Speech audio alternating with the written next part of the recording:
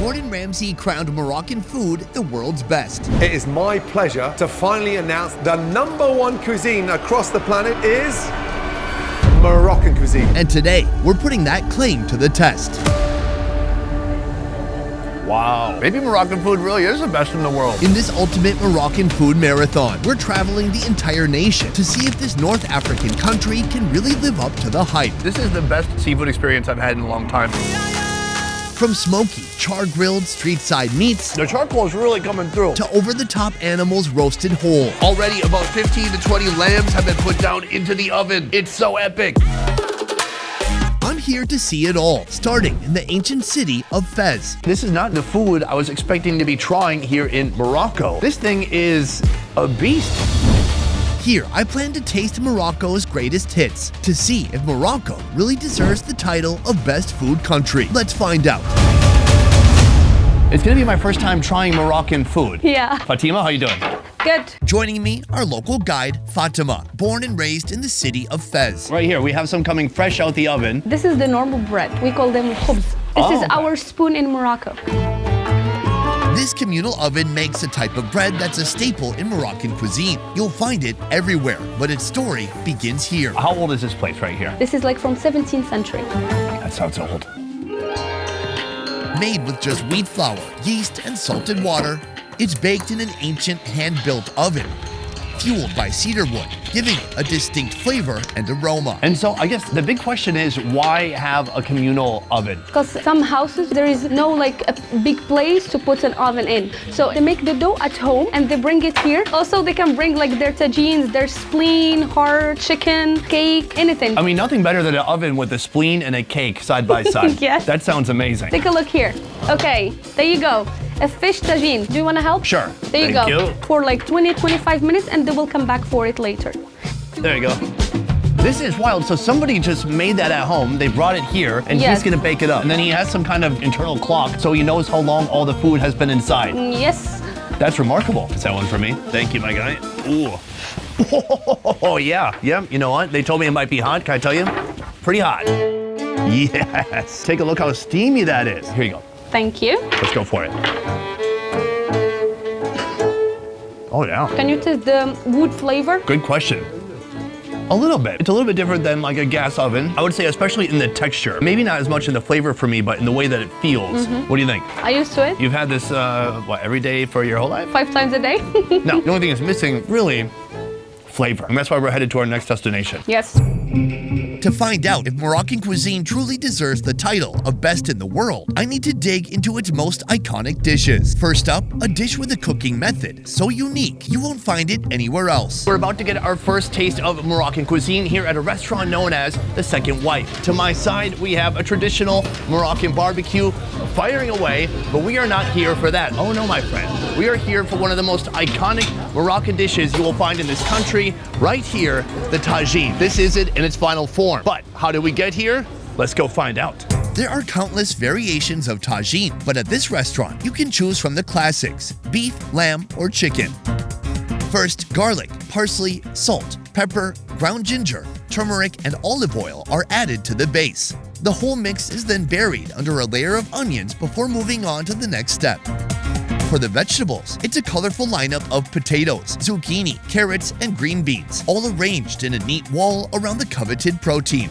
To top it off, a slice of lemon and tomato. All right, folks, our tagine is fully constructed and it's ready to meet some heat. This is amazing because this is both a cooking tool and a type of dish. And how it works is you heat the base and then the heat slowly rises up the center of the cone and drips down. It creates a self-basting environment, which is perfect for slow cooking meats like chicken or like what we have today, goat.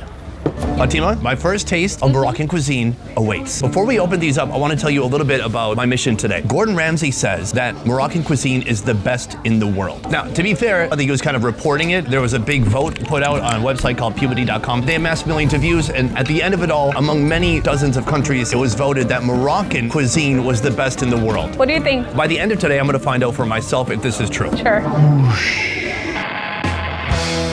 It's very robust, full of stuff. Soon we'll be building up to something else right here, but first we have the chicken with the vegetables. Let's go for the bread. Take the bread, break the bread. And then we dip it. We should not have two tagines. It's ingrained bread. I can taste olive oil. I can taste the lemon. So at what point do we like... Go to inside? Yeah. Normally we need to finish the whole veggies, then we go to the inside. Oh, really? Normally. So this whole time you are not using a fork? No. Really? At all. How's that like? Not Moroccan. I can't do anything right. No, but you're good. I'm amazed by this meal. I'm surprised. I had a preconceived notion of how this was gonna work, and it's not working out that way at all. Try to mix chicken and something else. Careful, there is a bone in here. Oh, thank you. Wow. When you get to the center, you get that meat, you get the caramelized onions, and the meat that's been cooking right up against that clay. Super good. So that is the chicken, but we also have one more tagine I want to try. This is goat meat with caramelized prunes, a mix between savory and sweet. I got my little bread gloves, and there's kind of a soupy broth. Weird. It's a new sensation. Something I've never had before, but all those flavors work together beautifully. But it's very sweet. Some people don't accept like meat with something sweet. But in Morocco, it's very normal and very famous. I accept all types of meat. Cool. Thank you. So I want to try to peel back some of this meat with the bread. Ooh, look at that. It's very goaty, plus just all this sweet stuff surrounding it. So it's sweet, it's savory, it's fatty. Somehow a walnut snuck in there. I got nuts in my mouth. It's everything all at the same time. A very new experience, I gotta say. It's so complex and so different, and I've never had anything like this before. Soon I'll be tracking down one of Morocco's most precarious pastries. Nothing here would indicate to me that this is anything but a dessert. Meanwhile, inside, it's full of pigeon meat, and not just any type of pigeon, like a teenager pigeon. But first, I'm heading back to the Medina to check off another Moroccan must-try food, just as soon as I give you the scoop on what it was really like to shoot in Morocco. So right now you're watching this Morocco documentary, and I gotta say, this one was really a tough one to make. Things change fast on the road. One day it's smooth sailing, and the next you're paying unexpected fees, negotiating with hagglers on the side of the road, or covering last-minute expenses for the crew in cash. Our Morocco budget ballooned by thousands. That's production. But staying in control of the mess, that's where Revolut comes in. Revolut is a financial app that helps you find money freedom wherever you are. For us, that meant holding and spending in over 25 currencies, exchanging money at great rates, and pulling out local cash from ATMs without ridiculous fees. So when someone said cash only, we were ready. I sent money to the fixer, paid local staff, and tracked spending by category, all in the app. When something felt off, I froze the card. When I needed to buy something online, I used a virtual card I generated in seconds. Revolut is built for people who move fast, which, let's be honest, is most of us. And the spending insights are super helpful when you're trying to figure out what went wrong with the initial expected budget. Over 50 million people use Revolut to manage their money in a way that works for them. If that sounds like something you need, sign up using the link in this video's description and get $20 to start. Guys, it's 2025. Keep your money in check. Now, back to the show. We have come to our next restaurant, a restaurant specializing in a dish known as couscous. Couscous, the base of it begins with this right here. This is semolina flour. But what is semolina? Yellow semolina, it's very famous, coming from wheat. It comes from wheat? Known for its distinct yellow hue and high protein content, semolina on its own can be a bit rough, but mixing it with salt, olive oil, water, and white flour create a perfect balance of soft and firm, a texture that's just right for making proper couscous. Couscous is a traditional dish. Friday is a Muslim holiday, so we make normally a couscous for the whole family, and we share. Making couscous is a labor-intensive process with origins dating back a millennia, often traced to the Berber people of Algeria and Morocco. There's some tread as she moves the couscous around. These bigger balls are becoming smaller balls because you don't want big chunks, but you also don't want to put in too much water and get like one big glob, and you also don't want dust like this. You need the perfect texture for the couscous. This is the final result right here. It looks amazing. From a super thin flour to these tiny balls. It feels damp, it feels kind of grippy. That's a weird word. Like if you were gonna lift weights or do pull-ups, you could put this on your hands first. So this is the base, this is the foundation of our dish, but there's a lot more to do coming up next. Let's get to it. In a pot, beef, onions, salt, pepper, turmeric, tomato, chickpeas, olive oil, parsley, and some water come together. But it's not truly Moroccan until you throw in a load of vegetables, like cabbage, carrots, radish, potatoes, zucchini, eggplant, pumpkin, and of course, even more tomato. Above the stew, a steaming vessel is placed on the same pot. This clever setup, called a couscousier, uses the heat and steam from the bubbling stew below to cook the couscous to fluffy perfection. The couscous is just a small part of the entire presentation. But on top of it, there are so many different vegetables. This is like real farm food, I feel like. Would you agree with that assessment? Perfect. That's what I do too. When I don't understand something, I do an uncomfortable laugh and then I look like, did that satisfy? We good? From here, she's putting on a sweet element, caramelized onion and raisins. And I'm finally gonna get to try out this beauty. Fatima has moved on to our next location to secure the animal for our next food, which is a live pigeon. More on that soon, but first, the couscous, a fortress of vegetables. Deep in the core, there is meat. But like the tagine, they make you work your way through the vegetables to get to the protein. What is that, a zucchini? Good carrot. We have the cabbage, and I feel like you could spice that up with some of this on top, the onions and raisins. Oh yeah, what a combination. Of course, the raisins are sweet, but I'm noticing that in Morocco so far, they love to caramelize onions and to use it as a sweet force within the dish. This is what I'm really curious to try, the actual couscous itself. The couscous doesn't have a ton of flavor, but it's a kind of a flavor vehicle. You put other flavors on there and it just offers this wonderful texture and it's a nice carbohydrate base. Meanwhile, we've got soup on the side right here. That broth, I'm gonna give that a little bit of a sip. Oh yeah. And what I'm told is you can actually dump some of this soup. You can really saturate that couscous in those delicious flavors. Oh yeah. The couscous really effectively saturates or soaks up all those flavors. So far, we've just had vegetables and the couscous, but inside, as you dig deep into the core of this dish, you will reveal the meat. We've got beef right here, more, ow, so hot. Okay, there you go. How is that 10 out of 10 hot still? It tastes amazing. I love it. And the fattier the beef, the better. With as many countries as I've been to, I'm still seeing new ways of cooking and different ways of utilizing savory and sweet elements and combining them into something like this. So this is couscous, but I am still well on my way to figuring out if Moroccan cuisine is really the best in the world, as voted on by millions of people on Puberty.com. And our next food actually includes the use of a pigeon. Before we head to the restaurant, we are headed to the market to actually source this animal for ourselves. From the couscous, we are headed to our next destination, which brings us even deeper into the Medina. Right now, we are surrounded by markets which have things like this, hanging food, but I'm looking for something much more alive. Come with me. Deep down this alleyway here, you will find a man serving birds. This guy right here. Hello, salam. You got those pigeons? Oh, okay. I'm gonna try to access his bird room right now. Okay, can you hold me? Yeah. Yeah. Oh. Yeah, okay, thank you. Shukran, shukran. All right, guys, come in. You're next. Right now I'm with my man Hisham, and he is the bird guy, the bird dealer. He's got birds of a few different types. If you look down here, a load of different chickens to choose from. And when I say choose from, I mean you can literally point to which chicken you want and he will, right? Yes. Yes. Besides the chickens, he also has these right here, pigeons. Oh, okay, there we go. Oh, wow, that's a scraggly one. I'm a huge fan of countries where they eat pigeon. It's one of those birds I feel like it's underutilized, it's looked down on by many parts of the world, but why not embrace the pigeon? It's like a quail, except I think it flies better. From here, we're gonna round up about 6 to 8 of these pigeons, but first he's got to, right? Yes. If you haven't noticed, all the meat we've eaten today has been prepared the halal way, following Islamic rules, and it's no different for these pigeons. The chef who I'll be meeting soon has requested that I procure the most premium preteen pigeons.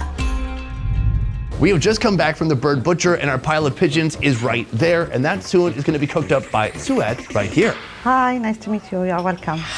Should I say pastilla or pastilla? Moroccan, we say pastela. Is this a meal, a snack, or a dessert? A lot of people think it's a dessert, but it's a meal. What's the most common type of meat to put inside? Pigeon is very traditional, but chicken is a regular eat. Let's get to cooking. Thank you. First, the pigeons are marinated with turmeric, ground ginger, salt, garlic, parsley, olive oil, saffron, and water. Once cooked, the meat is carefully picked off the bones, preparing it for the next step. In another pot, caramelized onions are cooked with flour, ground ginger, and eggs. This sweet, savory mixture is then combined with the pigeon meat, creating a rich, flavorful filling. Now on to the pastry. In the streets of the Medina, dough is pressed and coated with olive oil, then placed on a unique, dome-like cooking implement that heats it evenly all the way through. For assembly, A few sheets of pastry brushed with egg yolk form the base. The meat mixture is added next, followed by another sheet of pastry to seal it in. The whole thing is wrapped tightly and sent to the oven. Once baked, the pastry is brushed with honey, topped with almonds, some Moroccan puff pastries in the center, rose petals, a sprinkle of ground cinnamon, and finally a dusting of powdered sugar. The result, a complex pastry with a serious identity crisis. Let's get into it. I'm gonna stab it right in the middle and bring the hammer down. Oh yeah. If the pigeon wasn't dead before, it's definitely dead now. Oh, there we go. Incredible. Here we've got that crunchy top. We've got that pigeon meat in the middle along with all those seasonings. There's so many different flavors. The egg is giving it a lot of body. Then there is some pigeon meat in there, but it's not super distinct which pieces are pigeon meat and which aren't. Once you peel back that top layer, you can see these big chunks of pigeon meat. Pigeon veal. Now I know why they have to be so young. It's so tender. It's so juicy. This is one of those dishes, I'm really trying to think hard of what I could compare it to. I got nothing. It's a pastry, it's a dessert, it's a breakfast kind of, it's a meat pie, it's all of those things at one time, yet somehow it works. There's a harmony. There's no flavor that's standing out far too much. It's a little bit sweet, a little bit savory. It's all the flavors you never knew you wanted together. I didn't know something like this could exist, and yet, here it is. The more I taste, the more I experience from this country, I don't feel like I'm able to pin down the cuisine. I feel even more lost. So from here, we are headed to one more location. And this location is really important because we're going to somebody's house to eat the food that is one of Gordon Ramsay's favorite in all of Morocco. Hopefully this last food puts the nail in the food coffin and I will know for sure if Moroccan cuisine is truly the best in the world. Let's head there and find out. Having visited over 60 different countries in search of food, I've learned one thing. Nothing beats a home-cooked meal if you want to truly experience a country's culinary soul. Thank you for joining us. Welcome. Shamba, Yeah. you've outdone yourself. This looks amazing. This is the food that Gordon Ramsay said this was one of his favorite foods, not just of Morocco, but period. I've met him in 2019. Really? Yes. I think he's avoiding me. How long did you talk to him? Just like for 30 minutes. And you got to meet him too? Not really. Oh, I'm so sorry. The star of Rafisa is chicken, marinated in a fragrant mix of ginger, black pepper, turmeric, onion, and olive oil. The marinated chicken is then cooked with more onion, olive oil, a local legume called fenugreek, ground turmeric, ginger, and water, creating a rich aromatic broth. When are people eating Rafisa here? Because I was told that we could try to find this in a restaurant, but it's not really going to be possible. Once cooked, the chickens are transferred to another pot, and the onions in the broth are caramelized, making them even more sweet and flavorful. We do make rafista in some special occasions, like celebrating the baby born. The birth of a child. Yeah. Or you do have some VIP. Are you telling me this is something that might come up a few times in your life? It's very special for these occasions. I see. But outside of those occasions, they cook it. Now for the assembly. Large pieces of flatbread are hand shredded and laid at the base of the platter, ready to soak up the rich flavors of the chicken stew poured on top, and of course, sweet clumps of caramelized onions. The platter is then adorned with fried almonds, dates stuffed with nuts and dried rosebuds, apricots filled with walnuts, quail eggs dusted with chia seeds, and roses nestled in pastry. Then there's garlic and boiled quail eggs, also coated with chia seeds. So there's 3 chickens on here. Triplets. We're also kind of celebrating the birth of these chickens too. They're dead. Well, okay, that's a fair point. This is a quail egg covered with chia seeds. Very nice. The garlic. Take 1 clove. Squeeze it. Oh, okay. Extract the garlic. Yes. Mix it with the bread. This is good. I can't believe how flavorful that bread is. It still holds its texture. So some parts are soggy and mushy, but some are kind of more chewy. It has a wonderful texture. Here, I've got some chicken.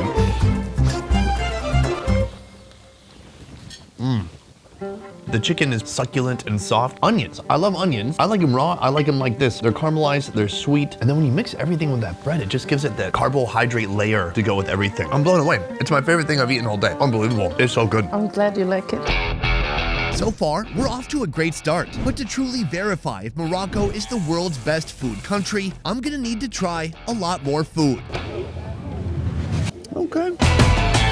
Luckily, during this trip, we'll be traveling from Fez to Casablanca to Essaouira and finally to Marrakesh. Right now, I've got one more day in Fez to experience the extreme side of Moroccan cuisine. It looks insane. Extreme as in eating an entire camel head. Holy cow. But first, let's warm up with a trip to the local butcher shop. All right, folks, right here we have a whole truck full of these halved cows that are coming into this factory, and now they're a crucial part of today's very unique Moroccan breakfast. This is a 155-year-old family-run business specializing in classic Moroccan artisanal treats and Kleh. This is an ancient, iconic food of Morocco, and it starts with thousands of pounds of beef here in this factory.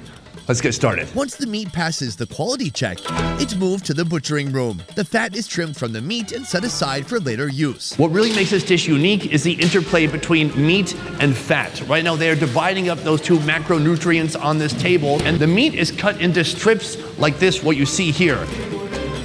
Boom. He does it real quick. With our meat in hand, it's time for a little seasoning, a secret family blend that they will not tell me. What I can say is this recipe typically includes the use of cumin, coriander seeds, paprika, garlic, salt, and pepper. Once coated, the beef is sent to the rooftop for the next crucial step. What I love about this factory is that it's impossible to not include the traditional step of drying the meat outdoors in the sun. Up here, there are over 1,000 pounds of beef that have been drying, and this is the final result. Let's see what happens when we take one off. You can see the texture here. I want to see if it snaps. What's it do? Yeah, it's kind of dry, kind of gummy. The best part is this is not the end product. There's still another crucial step, and that is bringing the fat back in to the recipe.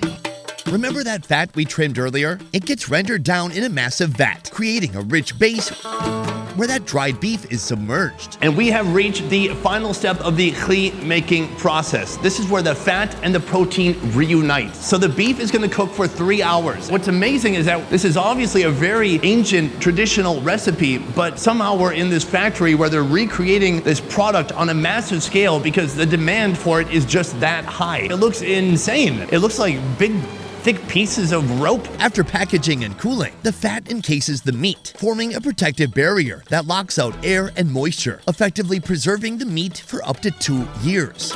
These days, you can find this food all over Morocco, creeping its way onto breakfast plates throughout the country, like at the restaurant where I'm headed to next. Najette, this morning I went to a kli factory.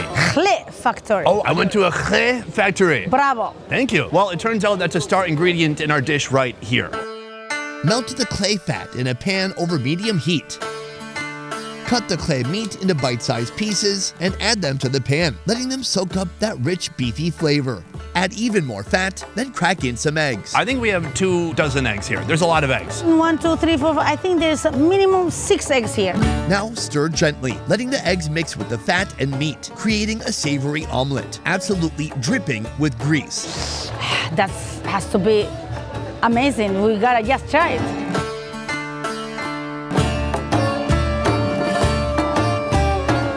Transfer everything to a plate, don't forget the fat, and toss some of that classic local bread on the side. You take a piece of bread, it should be cut with hands. And then, look, this is a technique. Oh. And then you do like this. Your fingers don't even touch, you know? Well, it touched a little bit. My thumb is doing an alley-oop. I've got some oil, I've got the egg, I've got the meat. Is the meat gonna be tough? Last time I touched it, it was like a rope. Dining with me, celebrity chef Najat, who years ago hosted none other than Gordon Ramsay.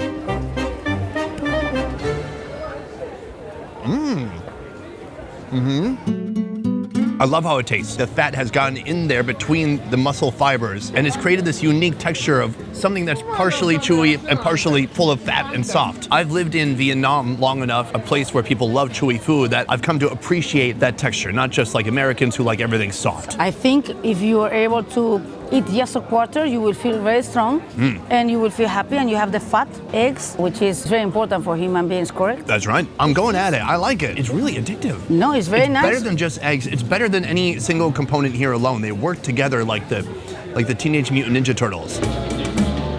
All right, I want to talk about something else. When I go to Muslim countries where people are eating all halal, you generally don't find that many bizarre foods. In doing research for this country, I did find there were many foods that, even though they are halal, still I would categorize as kind of bizarre. Yes, sir. I have a lovely camel head with the tongue and everything, with the eyes, waiting for us. Would this be considered bizarre, especially to some younger folks here in Morocco? Yes, sir. Camel, while not as common as beef or lamb, remains a cherished delicacy in Morocco. It's often enjoyed in the form of a burger patty or sausage, but eating the whole head? Well, that's for those who have completely lost their minds. Holy cow. Yeah. I don't know what I was expecting, but this is a big camel. YouTube doesn't like stuff like this, but this is food. Sacrifice. Sacrifice. With respect. And respectfully, I want to give it a little bit of a sniff. Ooh. Smell animal. Yeah, it still smells like a camel pasture. It's heavy, by the way. This is like a 20-pound head. How common is it to eat the head versus the meat? Always when they sacrifice, the head is sold. Najat, let's do it. Let's go. Can I get a takeaway bag or perhaps a small crate? Najat is headed to a restaurant to whip up a mysterious meatloaf made from camel spleen. Meanwhile, I'm handling the camel head, starting its transformation into something resembling food by first singeing off its hair. All right, folks, we have our camel head right here, and we have come to a communal oven. Right down here is the oven, and the guy who's anxiously anticipating my camel head. Here's the problem. Everybody in the neighborhood here comes to get their bread baked, but going in that same oven is this right here. How is it gonna affect the taste of the bread? I'm not gonna stick around to find out. Here we go. Here's the camel head. Oh, he just grabs it right by the head, and he's gonna go straight into the oven with it, and he shoves it deep inside into the flame. So far, it smells a bit, but it's not overwhelming yet. I'm told it's gonna take 30 minutes to burn all the way off, and then we go on to the next step. That is a big and unruly camel head. This is gonna be a long process. While waiting for the fire to do its job, I'm heading deeper into the Medina in search of more bizarre bites. This place is a maze of narrow streets packed with lively markets, historic architecture, and countless food offerings. And while skewers are a popular choice, the ones this shop serves may startle you. Guys, feast your eyes on that. That, my friends, is a cow heart. And this, I want you guys to guess what that is. This is the kidney of the cow. And look, this one's very big. This cow must have been a heavy drinker, or at least used ketamine. From here, he's gonna start slicing the organs, and that's gonna hit the charcoal, and we're gonna get a second breakfast. Take a look right here. This guy makes quick work of these frozen kidneys. It actually is a lot easier to cut a kidney when it's kind of semi-frozen like this. Welcome, brother. Thank you. Very nice guy. Great hospitality. Here's what I love about his shop. He has seating here for about 3 people, but then inside there's seating for maybe 6 more. Not a lot of people at one time. You gotta turn tables, turn them and burn them, get people fed and get them out, right? Welcome, brother. See. Thank you. Once the heart and kidneys are chopped up, they're skewered, then grilled over hot charcoal. Chef Alarbi has 44 years of experience on the grill. In this time, literally millions have passed in front of his shop, taking in the aroma of cooked meats. After the skewers leave the heat, he sprinkles the lot with his personal spice mix. And finally, my carnivore diet is ready to begin. Folks, we have our second breakfast right here, and I've got Alarbi looking over me like a guardian angel.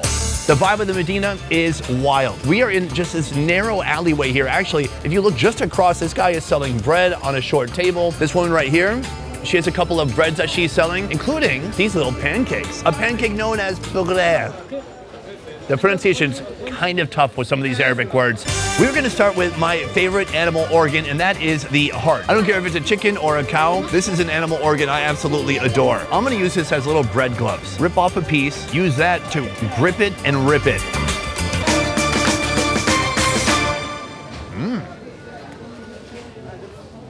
It's cooled down a little bit, but it's a nice texture, and it's a very nice flavor. The 2 most distinct flavors are chili powder, because it's a little bit spicy, and cumin. Here's what cumin is. Get your taco seasoning, that Ortega pouch, rip it open, and that really present smell in there, that's cumin. It's a very solid piece of meat. It's fatty, and there's a lot of flavor. Actually, it does make sense to pair this one with a little bit of bread, just to cut down the richness a bit. I like it. Moving on to meat, our next meat right here, the kidney. And if I'm honest, kidneys are not my favorite. When I think kidneys, I think of that time I was with the Toga tribe in Tanzania, and they made me eat it raw. Grab it with some bread gloves, peel it off, and let's throw back some kidney. Oh yeah, it's good. A strong flavor of cumin. Usually the organs, they can be gamey, there can be a lot of minerality, but they're pretty neutral actually. I'm a big cumin fan. If you are not a fan of cumin, you will not like this, but you also won't like a lot of other Moroccan dishes because cumin plays a heavy part in seasoning food here. Wagon guy, Cartman. Now back to the camel head. With its hair removed, I bring it to a reluctant butcher, who, for only 20 bucks, attempts to scrape off any remaining hair scraps before absolutely pulverizing the cranium into unrecognizable head chunks. In the meantime, I'm heading up the street and down an alley to try a delicacy from the Sahara Desert that few locals have even heard of. We have come to our next destination. This is my guy, Adil. How you doing? Pound it. Boom. If you walk up to this cart and look at the sign, it will say steamed meats, but that only tells part of the story. The rest remains in here. In here you will see some very unique cuts of the cow. Now, you might have thought the heart or the kidney was unusual, but wait till you see what we've got in here, starting with this. This is a pretty easily identifiable piece of meat. Look at how soft and steamy that thing is. This is a cow tongue. Glorious. But the tongue is just the warm-up. This is what I'm really excited for. That right there is the cow's udder. These are the mammary glands of the cow. So that is going to be part of our next meal. Also their soup. Let's go. When an order comes in, he chops the tender meat into bite-sized pieces and plates them up.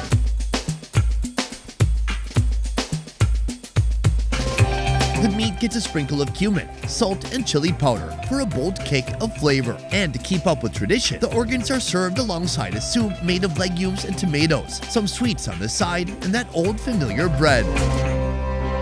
Right here we have our adventurous lunch before me. First, soup. This looks delicious. It looks thick, hearty. Okay. Heartwarming, especially on a cool day like this in Morocco. I'm gonna work my way up to the cow udder. But first we have the cow tongue, and then right here, the cow cheek. The cheek is one of the most prized parts of the cow. As with many of the foods here, you gotta get some bread gloves, grab a big load of meat, and push it on with your thumb.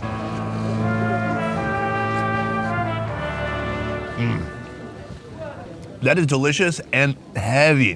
If this got steamed a little bit longer, it would be too long. This is almost becoming a paste. It is so soft. It's almost breaking down into nothing.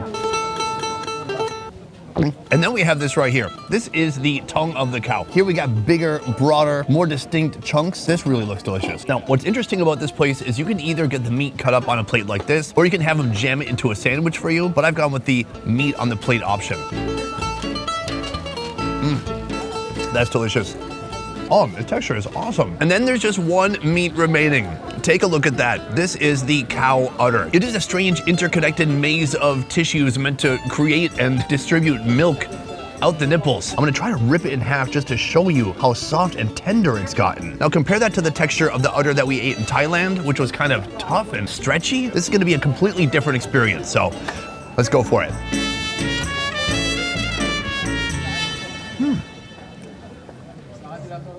What? A little bit spongy, but it's been steamed so long, the tissues are really just almost falling apart. Wow. And there's a crap load of salt on there too. It's broken down, it's soft, but the texture is unlike anything I've had before. As you break it open, it just looks slightly bizarre. But as you eat it, it's very soft and it's fairly indistinguishable from the cow cheek, for example. When I ate this in Thailand, it was kind of milky. It had a dairy aftertaste to it, but here, there's none of that. Well, it really just tastes like salt and cumin, because that's what they put on here. I like it. This is something new. This is also gonna be our final taste of cow, because now we're graduating up to the camel.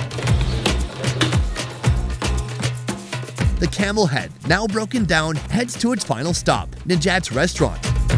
First, she seals her traditional steamer with flour paste to direct the heat to the top. The head goes in one terrifying piece at a time. After adding salt, Najat places the lid on top. Once fully braised, she plates up the camel head and serves it along with salt, cumin, and paprika. At last, our ultimate bizarre Moroccan dinner can begin. Najat, you've outdone yourself. Moments ago, I was holding the whole head of a camel in my hands, and now I'm kind of blown away by what I'm seeing here. It's like a big pile of bones and skin and meat. What a glow up. But we're not gonna start with this. Instead, we're gonna start with this. The spleen. And inside is a planet. Whether it's your spleen or that of the camel, this organ is in charge of filtering and recycling blood. It has a nice sheen on it, like it's just been rubbed down with baby oil. Bueno, baby oil. I could make a joke, but I'm gonna keep it. It turns out it can also be used as a sausage-like casing after being stuffed with ground camel meat, olives, and spices. The next move is, if you allow me, to make a little sandwich for you with my hands. Please. So you split the bread in half. Ooh, and then you attack it from an angle. Yes, sir. I will remove the fat if you don't mind. Will you make some for yourself too? I will, chef. I call you chef, yeah? More of a mid-tier YouTuber. You are a human being who show the job that we do. I've got my spleen, I've got my salad. A little bit spicy if you like. And then you just eat it.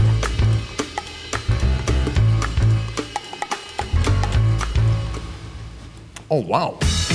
That is remarkable. There's so much flavor. I can't believe how juicy and delicious this turned out. I like it. Completely not what I expected. You know, Morocco is a country of color, flavors, and lovely hearts. It's almost like a processed meat loaf in the way that has this uniform texture. See? Yes. A big piece of bologna or something like that. For me, it's very garlicky. There's cumin, tons of animal fat. Garlic is one of the most beautiful probiotics that we need to put into our system. Well, my wife doesn't like it if I eat it raw. Listen, have a chewing gum. What can I say? In a moment, we're gonna try the camel, but first I wanna learn a little bit more about you. You grew up in Spain. I live in San Sebastian, born in San Sebastian. To what age? My whole life, my parents live there, my brothers live there. What's drawn you to Morocco? The power of the universe. My parents every summer bring me to Fez. I had to walk barefoot. I go to pick up oranges and mint and lovely, wonderful vegetables. Those are the flavors and the aromas that they are inside of me. So when you were younger, did you ever have camel head? A head, no, until I was more than 16. I think we should give it a shot. I'm looking at it. Look, you can see this is teeth, and you can see the insane texture of the inner cheek. How about this one? Well, this looks nice too, right here. This is a giant piece of, I think, the bottom bone, and the meat seems to kind of peel right off of it. Ooh, there we go. I'm gonna hit it with a little bit of salt. Cheers. It's like you go to a petrol station and you buy... Jerky? Yes, sir. Yeah, it is softer than jerky. What's resounding about this is it was put into the communal oven that imbued this smoky flavor onto it. Everybody brings everything to the local oven. It's normal that the aromas also go into the meat. And listen, these aromas also went into some guy's bread. And so someone, their bread's gonna be a little bit different today. They will say, smells like something I'm not, what is this? After tasting Morocco's wildest and weirdest, we're heading out of Fez and into Casablanca. Here, I'm digging into the local obsession with meat. Take a look at this. What a beauty. Building up to a massive, stuffed, boneless lamb. I'm worried about these burning, if I'm honest. Are these gonna be rotating on a fire? But first, kebabs, done the Moroccan way, stuffed with 9 different kinds of meat. Mohammed, first meal of the day? Yes. Co-founder of Moroccan Food Tour, Mohammed, is here to guide me through today's meat mania. Right here, we have something really special. One sandwich with 9 different kinds of meat. This is the unique creation of Chef Saeed. It starts with the shawarma tower. How much meat is too much meat? There's no such a thing like too much meat. We love our meat. Just about 10 years ago, if you go to a restaurant and order vegetarian, they would put chicken in your tagine. They did not understand vegetarianism until, I would say, I don't know, 8 to 10 years ago. Oh wow, that's amazing. Born in the Middle East, the shawarma commonly takes the form of a towering pile of chicken, lamb, or beef. However, in Chef Saeed's kitchen, all of God's creatures mingle together in one stack, along with 6 other cuts of meat. So we have here a selection of sausage. This one actually is vegetables and spinach. This style of cooking, it's famous in Turkey, it's famous in Mexico, but I've never seen sausages go onto a meat tower like this. Well, this is definitely chicken breast. Yes. So now he's got a bowl of minced beef. This minced meat is multiple meats in one, a mix of chicken, beef, lamb, lamb fat, bell pepper, dill, and onion. It's 3 different animals, and a garden too. This is smoked chicken sausage. This is beef for real. Not just every animal, but animals of all ages. Next we have this minced meat going on. Once again, this minced beef acts like a gloopy cement for him to shove those sausages into. This sausage actually is a beef sausage that has like a salami taste to it. This is a piece of lamb that goes also into piling everything. So now have we done a complete cycle of meat? Yes. It's just repeating from here. Yes. My favorite part is that he has vegetarian sausages in case somebody's vegan. That's true.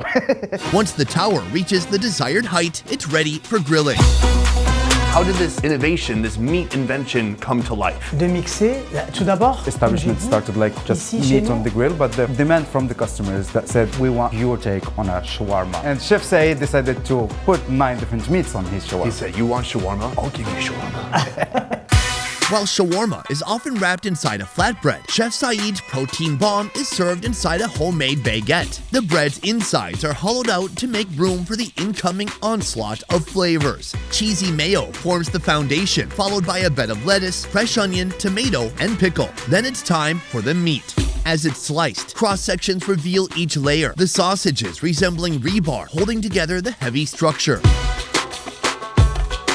Next, 2 slices of cheese and another layer of mayo blanket the meat. The whole sandwich takes a quick trip to the grill before the finishing touch. A coat of butter and a special crunchy mixture made of baked corn nuts. So this crust has corn and seeds, and it's binded with a little bit of honey, so it brings a little bit more sweetness. And then on top of the crumble, You have like a cheesy mayonnaise, another Chef Said specialty. should we give it a shot? Oh yes. An avalanche of meat just fell out of my sandwich. It's falling It's apart. drippy, crumbly. You got a little bit in your beard. Tough beard food. Exactly. There's so much going on here. First of all, the baguette is super crunchy and thin. It does fall apart a little bit, but it is a delicious counterpart to all this meat inside. The taste of the cheesy mayo really sticks out. It's very cheesy. It does taste, slightly like processed cheese. And then there's got to be half a pound of meat in this half of the sandwich. You can't really distinguish the different textures that are in there, but it all has a delicious taste to it. It's been seasoned beautifully. It's all soft, tender, juicy. The whole package mixes a nice complex flavor. You can detect a little bit of lamb in there. In some bites you get a little bit of more chicken. If you look for it, you will find it. Can you tell the difference? I have to focus. Right, and nobody really wants to do that. Right now we're eating the sandwich on baguette bread. Obviously there's a French influence. I noticed that in a lot of menus, I see more menus sometimes in French than in Arabic. Oh yeah. We've been a French protectorate between 1912 to 1956. So it's still like a predominantly influence in many different ways. Most of the people here in Morocco can speak French. There are, of course, the culture of cafes, the culture of croissant. The culture of cheese mayonnaise. Oh yeah, that's pretty French. What are the positive and negatives to having that attachment to the French culture as a Moroccan, separate nation? The subject is always brought to surface. Quite a lot of people want to get rid of, but to my personal point of view, I would say we should not. Because it's a part of our history. We should not omit. Plus also, the French culture has quite a lot of good things. The French may have left their mark on Moroccan cuisine, but those cheese eaters would be in awe of what we're approaching next. An entire lamb ingeniously transformed into one lamb-sized sausage. Mohammed and I are here to see how it's done. Today I've been on a mission to explore Morocco's unbridled passion for meat. And that has led me here to this restaurant with this fine specimen right here. This lamb is coming from Ben Sliman, one region here, and its name Sardi. It had a name? Yes, of course. What? Sardi actually is the name of the breed. Oh, thank God. Soon this lamb will be fully stuffed and roasted whole inside a bread oven. But that's not even the wildest thing about this. I want to talk about what's going inside of it. These are lamb testicles. Yes. Exactly. Either this lamb had a lot of balls or this is sourced from multiple lambs. Yeah. The lamb still has its own balls. Okay. Thank you for pointing that out. Before going inside the lamb, the testicles say goodbye to their skin before being chopped into small cubes. Ugh. Ouch. I'm sorry. Why are we putting so many testicles inside of this lamb? So make a lot of flavors to make it more nice, more juicy inside also. Every household in Morocco, at least once a year, will have the testicles. It's a common dish to prepare. So that is one standout, unique component, but we also have a bunch of other nice doodads going inside. First of all, this brain is not from a lamb, unless this was like a Elon Musk of lambs. It's a beef brain. I like that we're going cross-species now. The cow's brain, kidneys, and tenderloin are cubed and tossed into a tray with the testes. Our chef introduces them to woodier mushrooms, pepper, turmeric powder, cumin, dried rosemary, fermented butter, and salt. He mixes them up well before adding a tangled nest of vermicelli. Now the stuffing is ready. But the lamb waits for its turn. You're gonna remove all its bones. Yes. Like Wolverine. But you're not gonna replace it with titanium. Using a surprisingly small but sharp knife, our chef extracts the lamb's whole spine and rib cage. Actually, it's not 100% deboned. We'll have the legs bones and the shoulder bones still in there, just to still keep the shape. And it's gonna be all tied together, and it's gonna look like a full lamb. So it's like a porchetta with limbs. Yes. All right, folks, preparation for our stuffed lamb is underway. They deboned this thing, and this is the result. It looks like the set for the Lion King. Anybody remember that? All right. Now it's time to stuff this oversized meat tube with seasoned minced beef and the mixture prepared earlier. For the vegans, please look away. But don't stop the video. We need the AdSense. So, after being stuffed, it is finally time for the suturing. Here he carefully uses a thick thread and a needle, and he sews up the animal. It's really unique because it has no backbone anymore, like me ever since I got married. Meanwhile, it has legs. So when it's done cooking, we could literally cut it down the middle, chop it in half like a big sausage, and rip it apart. Once the lamb's belly is sewn tight, its knee joints are slit and bent into an unnatural yoga pose.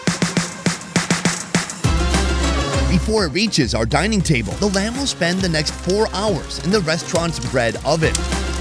In the meantime, I'm heading out on my own, uncovering more meaty marvels in the city of Casablanca. From a platter made of every animal in the ocean to a butcher shop serving some unexpected animal options. And our meat mission continues with this right here, what I like to call the meat of the ocean.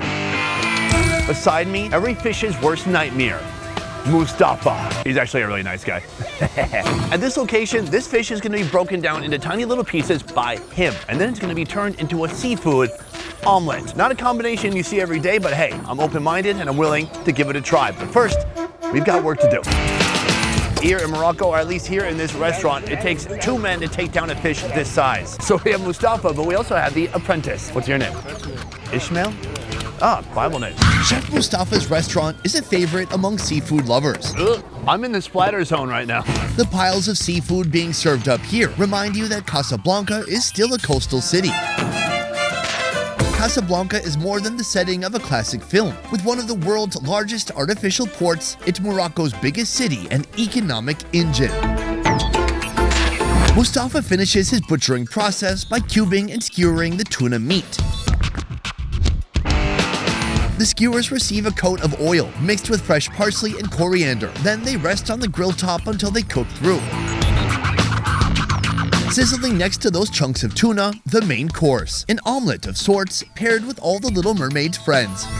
Here's how it's made. From the prep kitchen, we have come here to the assembly room, and right behind me, you can see all the seafood that's already been chopped into little bitty pieces. We've got shrimp, we've got octopus, we even got squid right here, but that is not the best part. You see over here, we've got my guy Mustafa working on this recipe, putting all these seafood elements together into these tins. Start with a base made of tomato sauce and olive oil mixed with 17 herbs, then cuttlefish and mussels. Mustafa loads each pan with a handful of shrimp, followed by octopus and a prawn. He stacks the pans on a tray, then hauls them out to his massive charcoal-fueled grill. Here, each pan receives a fish egg sack, a sprinkle of 17 dried herbs,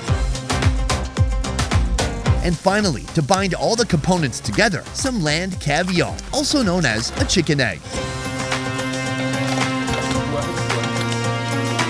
Chef Mustafa's grilling experts remove the lids and drain the excess juice from the pan before sending the final product to the table, a process that happens up to 800 times per day. Even with everything you see on the table now, it is not yet complete. We still need one more ingredient. Mustafa, my guy Mustafa, coming in right here with the oil. Here he's made his own olive oil full of 17 different herbs. Oh my God, that looks real heavy. Thank you. Let me tell you the story of Mustafa. This guy is a legend. He started off in a market filleting fish for like $1 a pop, making no money. And then he created an Instagram page. He went viral, but he started this restaurant where he is the main cook behind everything you see here. So this is the main course that we're after. The way this was sold to me was more like a seafood scrambled egg. I'm not gonna call it that at all. This is more like a lot of seafood, and hey, we also put an egg on top. Speaking of eggs, there's also an egg sack. It is from a whiting fish. This whiting looks inviting. These are all the eggs that would have popped out of here, except they have been trapped, encased, and cooked inside this sack. Not a lot of flavor, but you can actually feel the eggs. It's kind of goopy, a little soupy. It's smoky from the grill, and then it's oily from the oil. I'm surprised with this dish how many different types of seafood there are in here. I'm gonna come back to this in a moment, but first, I thought initially the tuna was gonna be in here, but I'm told the flavor of the tuna is too strong to actually put in with the eggs. I'm gonna take the grilled tuna and dip it right into here to the harissa. This is a very spicy and super sour sauce that's also now been coated with oil. Oh my God. I love it. The tuna, a little fatty, smoky, but this sauce, when it's combined, this is a match made in heaven. First of all, it's spicy. Second of all, it's sour, but it's sour kind of like green olive juice is sour. So imagine a spicy green olive juice. Is that your thing? For most people, probably not. But when you mix that with certain heavy meats, it's super delicious. We're coming back to the seafood platter. Here is how people actually eat it. The lemon, we're gonna put that to the side. Then we're gonna bring back this lemon and give it a little bit of a squeeze. We get some bread, we break off a little piece, open it up, and we just shove it in there. I want some egg, I want some of that sauce. There's mussels, there's little shrimpies. I see some octopus, shrimp, all of it together on one mini seafood sandwich. Let's go.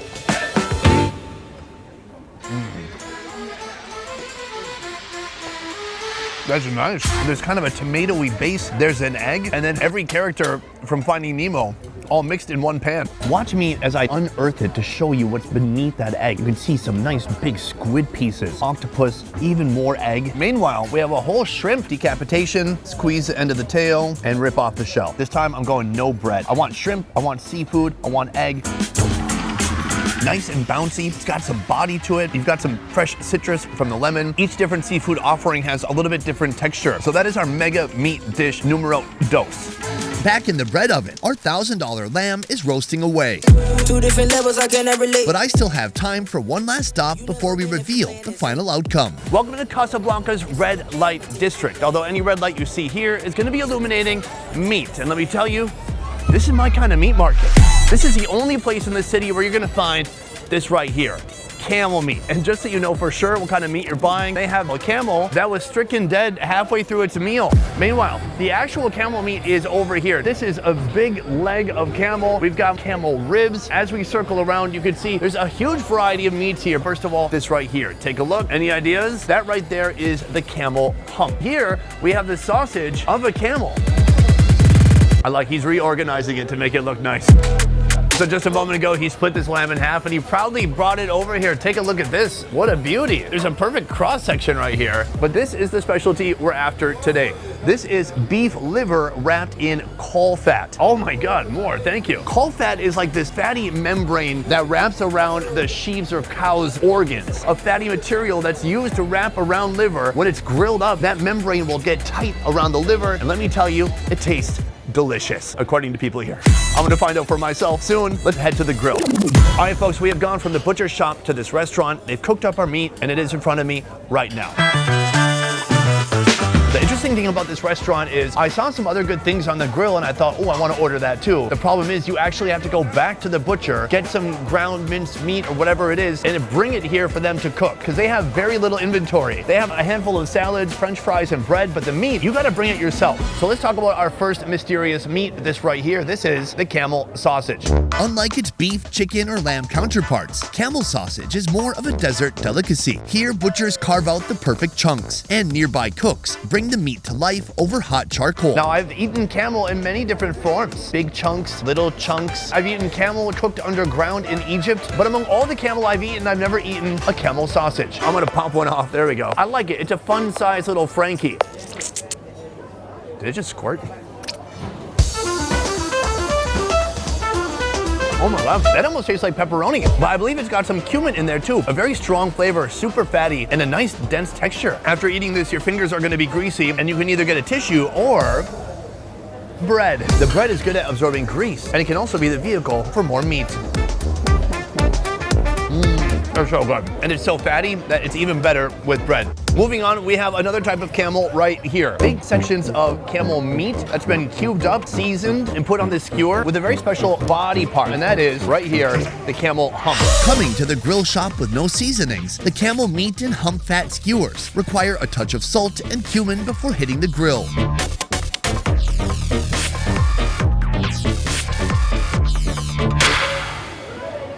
The charcoal is really coming through. I don't know if you can tell from the color, but it's a bit well done. That said, the main flavor, the flavor of camel is delicious. It's a little bit neutral, maybe slightly beefy, but it's definitely a dark meat. Right here, we have the camel hump. We're gonna combine that with a little bit more camel meat, and I'm gonna put it in a little bread taco. Cheers. The hump is pure fat. Fat can be overwhelming sometimes, and that's why each of these skewers just has a couple pieces of fat. But there's something very satisfying about this. Take a look at this. It's big, it's plump. Some of the edges are charred like that, so you get a little bit of a fat crunch. It melts in your mouth. It is like camel-flavored butter. Unbelievable. Finally, the main reason we're here, the marriage of cow liver and caul fat. The cook takes care of the liver first, grilling it lightly before chopping it into bite-sized cubes. He seasons both ingredients with cumin, pepper, and salt. Then he wraps the cubes of liver inside the caul fat. He skewers them, and finally pops them on the grill. This is a food I've actually had before. The last time I had it, I was in Uzbekistan. It is a flavor that you need to get used to. You have to like liver a lot. And then the caul fat doesn't make it less intense. It only makes it more intense. So this is the only meat that I'm questioning whether or not I'm gonna actually like, but let's give it a shot. Some of it has turned quite black. I'm gonna pull some of these off, so there's still a layer of fat here. It's either kind of raw like this or super charred like this. It appears very charred on the outside, but actually, on the inside, it tastes medium well. I'm getting a burst of livery freshness in the middle of it. And by freshness, I mean rawness. It's kind of intense, it's gamey, it definitely tastes like liver, but it's not bad. It is very livery, it's slightly intense, and the caul fat adds even more intensity to it, plus more richness and even more fat. This to me seems kind of like a traditional old dude food. I don't picture like 19-year-old women eating this, but hey, maybe. Finally, it's time to check on our lamb and see how it's doing inside the bread oven. The lamb is in the oven, although a moment ago it arrived here in a DHL package because it was cooked somewhere off premises. From what I've gathered, after I left, the restaurant moved the lamb to a different oven in a different part of the city. Then the lamb returned at the same time as me. The staff diligently removed the cramped lamb from its styrofoam tomb and tossed it back in the bread oven like nothing ever happened. It's been in there for 2 minutes now, and we're gonna pull it out and see the epic reveal.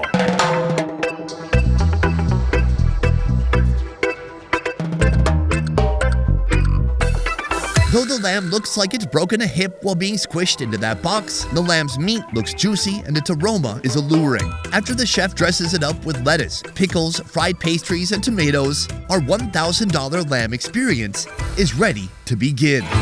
Everything we've done in our lives from the time we were born until now has brought us together in front of this lamb right here. When is the last time you've seen this preparation? Let's start with you, Isham. Joining us, Mohammed's colleague at Moroccan Food Tour. 2 years ago, in marriage, they make this one. Me too. I was in a wedding. That was about precisely 14 months or so. It's not an everyday food, but it's pretty common at celebrations. The big party. Yeah. I gotta say, it feels familiar and new at the same time because it's roasted, but it also has this whole middle sausage section. It's absolutely jammed full of testicles. They turned the testicles into ovaries, really, if you think about it. That's a nice way to put it. It still has these sutures here, so we gotta bring the chef over here, and he's gonna cut it open at the table. So the chef has come, he cuts it, and then he just unties it by hand, just like untying a pair of shoes. Exactly. Could I have this? Thank you. This is a half spatula, half knife. Does he take this with him camping? Why is he using this? I like this because ordinarily there would be ribs here, but there are no more. Oh wow, this spatula cuts pretty good. It's like you can feel the mushiness of the meat inside. Whoosh. Ooh, that looks great. Oh, what is that, brother? You can see some finer parts that look almost like a mash or like a wet bread. I guess that must be the vermicelli that has overcooked. You see the testicle and the rib. You spotted the testicle immediately. Let's start with the insides and we'll work our way to some of the other interesting parts. Can you make out what you're looking at here? That's the minced beef. It has a pretty strong smell on its own. I think we just go for it. Yeah. The minced meat is nice, well seasoned, slightly dry. Because we normally accompany always with a little bit of the lamb and the fatty parts, and that's what brings all the juice. You can just, go for it. Okay, just like that. There you go. Oh yeah, this is like the loin of the lamb. Oh yeah. Very juicy, greasy. I'm gonna hit that with a little bit of salt. You can also add in a little bit of cumin. Oh yeah. Crazy tender, super juicy, a nice texture to it. A little hit of cumin just elevates it a little bit. The salt brings out the flavor even more. What do you think that is? That should be part of the brain. Oh, really? It felt a little solid for a brain. That's maybe the gland in the back brain. The prefrontal cortex? Yes. Okay. Prefrontal cortex. Okay, got it. It's interesting. Around the meat, there's kind of this mash, and it tastes strongly of turmeric. Because they add like all the marinade with all the mixture, and the vermicelli also soaks in all the flavors. That is actually a good reason to have the vermicelli in there. It seems like it kind of locks in all the flavor. Otherwise, all the rendered fat could just come out, and then the flavor could just leak out of the animal. Exactly. Gentlemen, we must partake in testicle together. Exactly, yeah. Let's find the testicle each. Oh, it's a very tiny testicle. I find mine. Big one. You can check it. I'm not a doctor.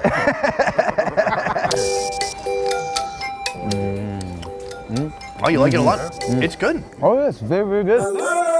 It's very dense, kind of like eating heart. So what's interesting about halal food is what's acceptable to Muslims in one country is not acceptable to Muslims in another country. In some places, people, they go testicles, great, no problem, we love it. Like here, you go to another country and we're like, no, haram, can't eat that. Have you heard of people saying that that body part is haram? To be honest, never heard about it. Yeah. We eat the whole animal here. What about the penis?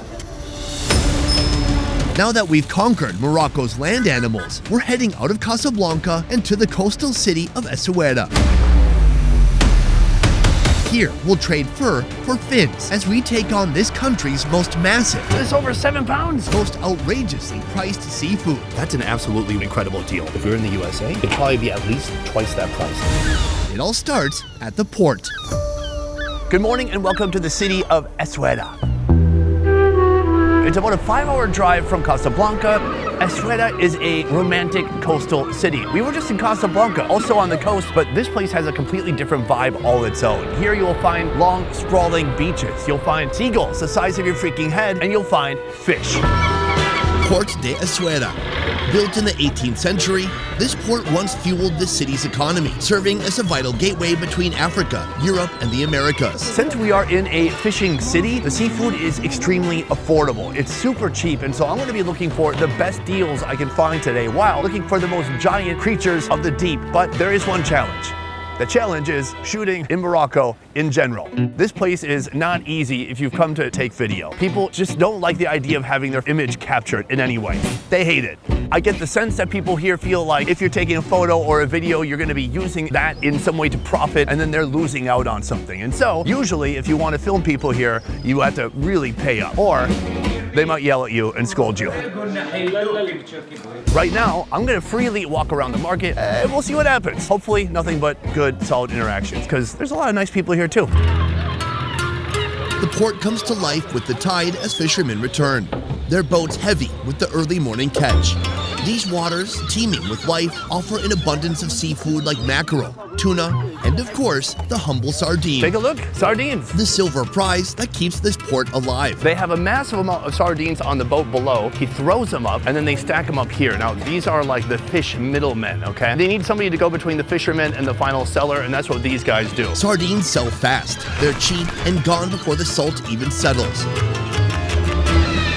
But a few catches still linger, waiting for the right buyer. And today, I'm in the market for some fish. So right now we're heading down a dock to meet a fisherman who's just come in from his catch. We're gonna see what he's got, and hopefully he's got a cool diversity of items, perhaps something that we can be cooking up later. But first we have to cross 2 boats. Let's go.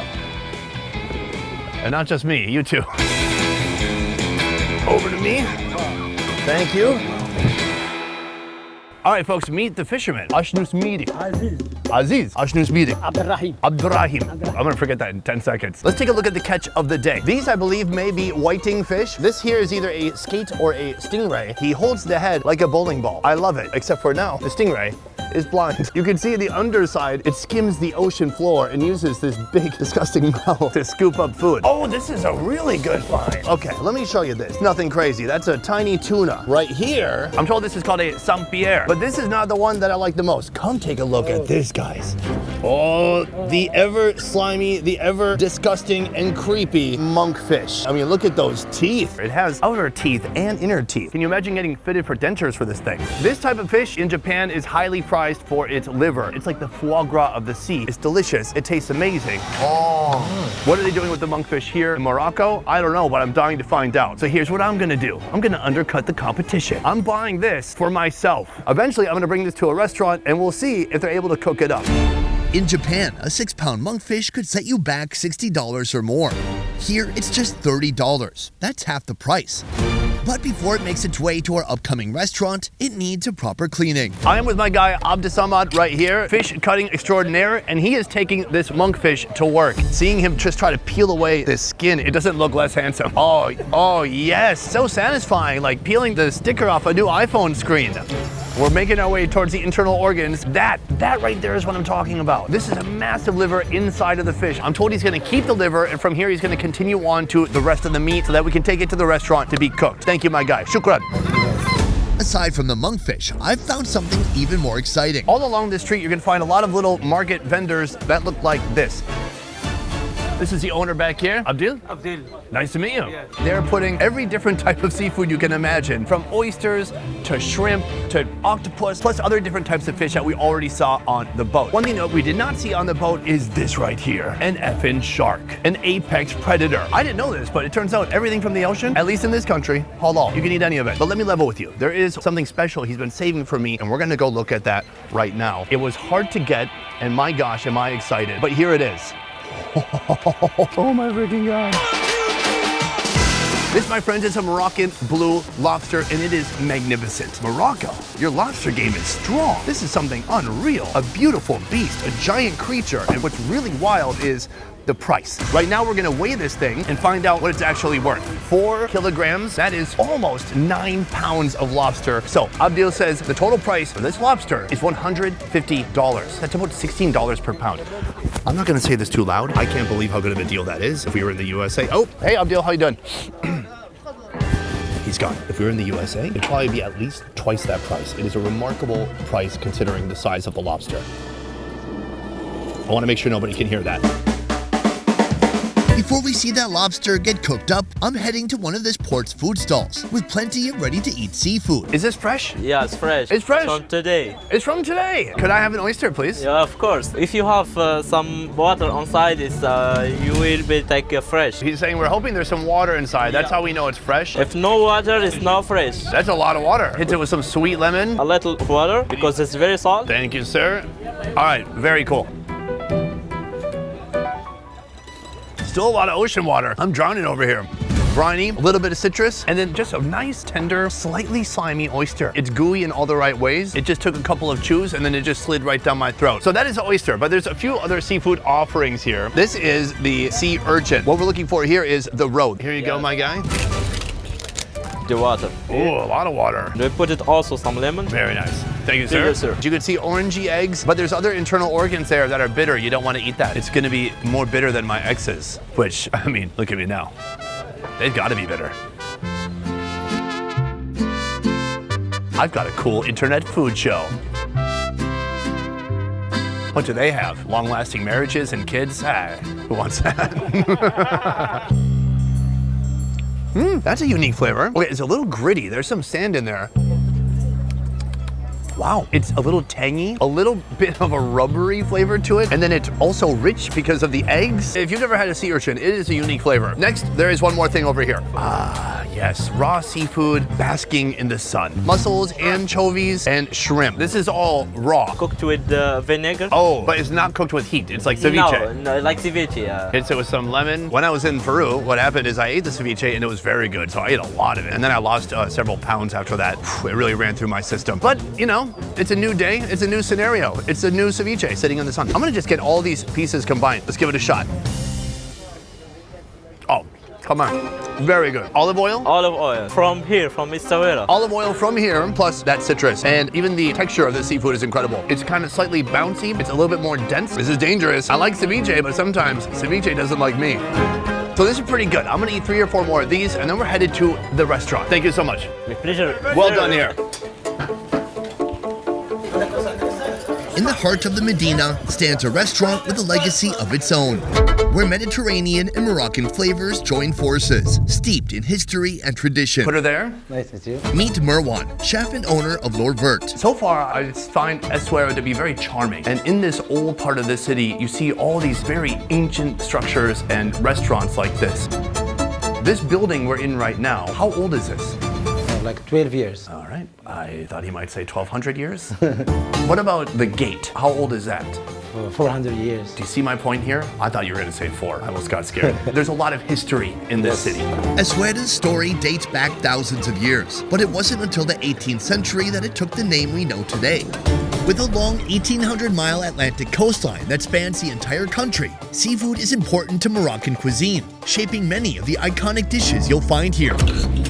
Like sardines, stuffed with a flavorful sauce known as chermoula. Chermoula is a mix of many spices, garlic, parsley, olive oil, and tomatoes, and we mix it. And even though Morocco is the world's biggest exporter of sardines, the seafood scene here is much more than these mighty silver fish. We are famous in Essaouira with the tagine.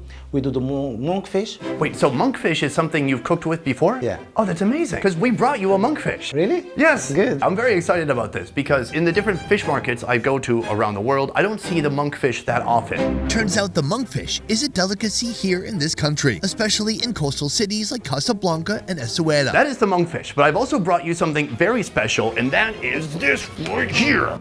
Wow. Yes. Yeah. Have you ever seen a lobster this big? I cook only small, like 500 grams. Yeah, I don't think most chefs want a lobster this big. Yeah. It's tough to work with. I mean, this is a thick shell. Yeah. What is your method for cooking this giant beast? It's a huge lobster. What are we doing?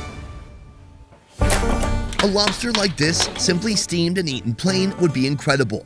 But I want to see what happens when Marwan works his Moroccan magic. The chef has perfectly vivisected the lobster into 2 pieces, and then the claws. Take a look at this monster right here. Just the claw alone is like already 2 pounds. The way he's going to prepare this, it is not by boiling or steaming. Let's see how he does it.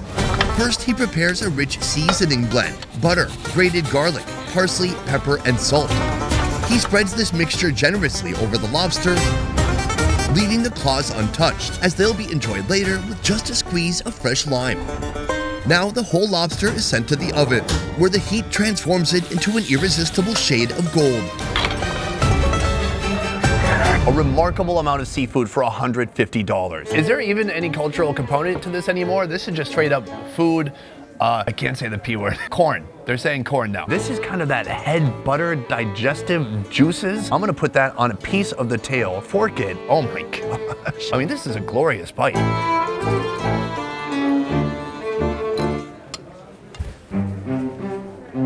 Maybe Moroccan food really is the best in the world. Meaty, big chunks of lobster, tons of garlic, and then that head butter is so delicious when you mix it in with the meat. Let's try this tail bite, saturated in butter and garlic. Oh my God, there's nothing to not like about that. What he's done here, masterful. Actually, I feel like bringing him over here. Chef, can I feed you? Yeah. That's what I like about this part of the world. It's normal. Take it away. The whole thing? Yeah, go for it. It's good. It's good? Yeah. He's a big fan of his own work. I am too, what can I say? That is good. But honestly, my favorite seafood in the world is what you see right here, the lobster claw. I'm gonna try to take it apart. I wanna keep that meat intact. Whoops. All right, some of the meat is still at the bottom here. Oh, this is a legendary amount of lobster. The extraction did not go that great, if I'm honest. Since this one does not have butter, we're gonna hit it with a little bit of citrus. This is the best seafood experience I've had in a long time. When you're eating a claw this big, you can see the muscle fibers are literally gigantic. There's a great chew, it's got a nice bite to it. Really quick, I'm gonna stop this one. Oh, you can't eat this. I was gonna give some to the camera guy, but you can't have it. He has gout. What about this one? You can. No gout. Oh, look at this big piece right here. There you go. So that is the lobster. But what about the monkfish? First, the chef fillets the already skinned monkfish. And I gotta say, even now, it's not exactly winning any beauty contests. In other countries, people really love the monkfish liver. Do you use the liver? No. Have you ever tried it? No. If you went to Japan, they pay so much money for that. Really? They love it. Sometime give it a try, will you? I will. Okay, the monkfish I brought. You threw away the liver already? Yes. Oh. For the sauce, he creates the iconic chermoula, made fresh with parsley, paprika, ginger, turmeric, cumin, black pepper, salt, tomato paste, and grated garlic. The monkfish fillet is coated in this bold marinade and left to soak up those flavors. In a tagine, the chef lays down a bed of chopped carrots, followed by the marinated fish. Then comes another colorful mix of sliced veggies, tomatoes, bell peppers, potatoes, more carrots, cherry tomatoes, and olives. The remaining chermoula sauce is diluted with water and poured over the whole thing before it's set on a fire to slowly cook. And just like that, this monkfish has never looked better. Now, typically how people would eat this is they would get bread and they would use the bread here to scoop up little pieces of fish and vegetable. I'm not gonna do that. What I'm gonna do is just get some of these veggies because I wanna try the real flavors here. There's turmeric, there's cumin, there's a load of spices, plus just tons of fresh vegetables. It tastes amazing. Actually, it tastes very healthy too. But I'm here for the monk fish. This is gonna be my first time trying monkfish outside of Asia. Let's go for it. Wow, I can't believe how good that is. It's slightly flaky, a little bit mushy, a little sticky when you chew it. And the flavor. You can taste the sweetness from the bell peppers and the other vegetables. I can't believe how tender and how delicious that is. This is one of my best seafood experiences of my life. That is why you cannot judge a book by its cover. That monkfish, that is one ugly mother cover. But in the end, when you break it open and cook what's inside, absolutely astounding. So this is our first cheap, mega-sized seafood meal. But from here, we have another seafood that's also gigantic and even cheaper. We're gonna go find that food next. Mohammed, thank you for meeting me in Essaouira. Now you became a Moroccan. Well, it's a city name with 15 vowels. Exactly, all the vowels. Mohammed is the co-founder of Moroccan Food Tour, making him the perfect person to tell me more about Essaouira. What makes this place stand apart from any other city? It's one of the touristy cities. The vibe is very laid back. It's not the same pace that you will feel in Casablanca or in Rabat. Essaouira is very chill, but also fishing here is big. So for sure, you find fresh seafood, fresh catch every day. What I'm really struck by the incredible variety of seafood that exists here. Dude, right here, this is what I'm talking about. Sharif, habibi. This is what I'm talking about. Can I see this? And watch out, of course. Sure, it's still alive. Big pinchers right there. This is a giant crab. This guy was just walking by, and we get to see this. This is a European spider crab, a migratory dweller of the Mediterranean. It has giant claws. With a lifespan of 5 to 10 years, they can grow up to 11 pounds. I'm buying this crab. How much does it weigh? 3.5 kg. 3.5? Yeah. It's over 7 pounds. The price, you gotta tell me the price. 300 dirham. Okay. This is where I use my poker face. 300. That's like $30. I guess so. That's a decent price compared to Casablanca prices, man. Can I tell you something? Yeah. It's all acting. I'm not trying to look too pumped. Okay, 30. Thank you, my man. Shukran. Man, that's mind-blowing. This is insanely affordable seafood. I cannot believe it. This thing is still alive, it's gigantic, and it costs $30. Oh, yeah. If you had a king crab, by comparison, in Vietnam, for example, for the same weight, it would cost $300 to $400. So here's what we've got to do. We should head to a restaurant to cook it up. I'm excited already. Let's do it. All right, let's do it, man. Nestled in a charming 19th century building, Darbaba Restaurant offers a delightful culinary journey into the heart of authentic Moroccan cuisine. Here, we're gonna cook not just one, but 2 oversized spider crabs fresh from the market. We have our 2 live spider crabs right here. In a moment, they're about to jump into this boiling pot of water, but first, that water must be seasoned. Mohammed, take it away. Kosher salt. Meanwhile, I have a dish with thyme, rosemary, onion, and a couple cloves of garlic, and that is gonna head inside too. Now that the water is full of delicious flavors, it's time to add the crab. Oh my God. Now I know what you're thinking. Wait, are those crabs still alive? Well, the answer, not for long. This is the most traditional way to prepare crab here in Essaouira. It's about boiling the crab directly. These are gonna boil for 20, 25 minutes, right? Yes, 20. Then we're gonna pop them out and try it out. After boiling, the crabs are immediately transferred to an ice bath to rapidly stop the cooking process, preventing them from overcooking. Next, the carapace is carefully removed, but all the rich, briny juices inside are saved for later. The inedible bits, face, and gills are discarded. Then the crab is split in half, dismembered, and arranged on a plate, garnished with fresh lime and microgreens. When people watch the video back, it's gonna seem very set up that we were sitting down talking by the port and then a guy walked by with a crab. That was not set up. That guy just walked by with a crab, and that crab is right here. In a moment, we're gonna try this crab, but first, we're supposed to literally drink the juice from the crab's skull. That's how you do it, man. It's salty. It's like a crab stock, but a little bit more flavorful. Very surprising, very delicious, and a cool preparation. This little bit of ironiness. I like it. Now, here we've got the leg meat. We could have made this into some complicated crab recipe, but instead, we're just kind of going for the real flavor of spider crab. Cheers, man.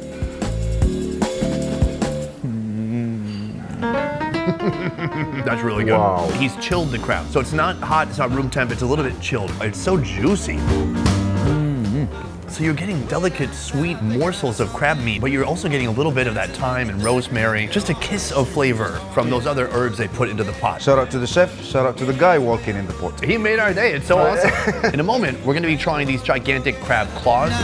First, salad. The twist of this one is the argan oil. Ooh, argan. Argan oil comes from the roasted seeds of the argan tree, a resilient native of Morocco and Algeria.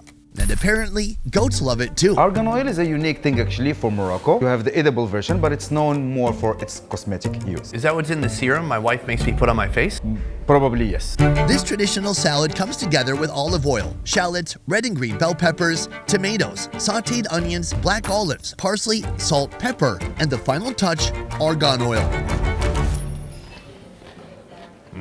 Super fresh, A little sweet notes. tangy, a little sour, but there's something that is unique to the argan oil, and it has a distinct kind of bold flavor that matches well with all the fresh ingredients. I really like it. Right here, we have what I'm told is the most prized part of the spider crab. I can't believe just how good it is. And the difference of flavor between the leg and this part. Noticeable. If you break this part, it'll get that tendon out. Oh, and there we have it. Oh, that is really a unique piece of meat. So I got you the first on a list with a brain. Oh my lord. Wow. That was so good. Wow. I don't usually like chilled seafood because I feel like it kind of dulls the flavor a little bit, but that was so flavorful. The fat just sticks to the meat. It has so much flavor, my God. It's so moist. I don't know, it's like ocean milk. Yeah. With the taste of delicious crab still in my mouth, we make our way from Essaouira to Marrakesh for our grand finale. Here, we'll sink our teeth into food meant for a king. I'm talking meat that's literally been eaten by royalty. This is food of the 0.0001%. But first, food from a peasant's point of view, also known as the most affordable protein you'll find in Morocco. My mission starts with a meal any commoner could afford. You'll find it here in Gemma Elfana Square. Hello, sir. Put her there. How you doing? You have a stall here which is unique because you are only selling snails. Where are these snails from? Morocco, as you said, is the #1 exporter of snails in the world. So typically, the snails can come from all over the country. Moroccan white snails are the star of Mustafa's recipe. Before cooking, Mustafa purges the snails by starving them for 2 days. Right now, about 5,000 snails are attempting to make a jailbreak, but I have a feeling they're not going to make it too far. These snails are very lively and very active. Now, I'm a big snail fan, and I like eating them, especially in Asia, and I like the kind of chewy texture that they have. But these right here, I mean, come look at this guy. They feel really soft and slimy, and also, even if you touch them or poke them or prod them, they don't care. To eliminate the slime, Mustafa washes the snails 7 times. Since prehistoric times, snails have been a part of Moroccan cuisine, offering an affordable and plentiful source of nutrition. The most trusted recipe is simmering them with over 20 spices. Thank you. When it comes to food of the common man, this fits the bill perfectly because it costs only $2 for everything you see here. Actually, there's one more thing on the menu I want to get. That is the sauce. This is a snail stock. Oh, wow. It's like drinking tea. An incredible savory masala blend. There's just a subtle taste of snail. This is one of the foods of Morocco that they say, if you eat this, it's gonna warm you up. And for being an African country with a lot of desert, it gets real cold this time of year. Actually, it's Christmas Day as we shoot this. Isn't that fun? I make my team work on Christmas. Sorry, guys. Back to the snails. I'm gonna start with this. All you really do is grab the snail, take the toothpick, and then you kind of crowbar it out of there.